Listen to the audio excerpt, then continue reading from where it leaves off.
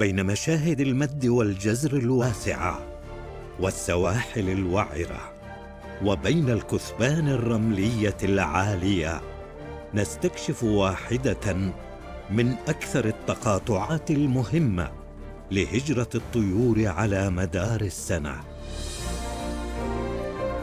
مكان مليء بالأسرار وحياة غامضة تحت الماء. بحر لا يعرف الراحة على الجزيرة الوثائقية.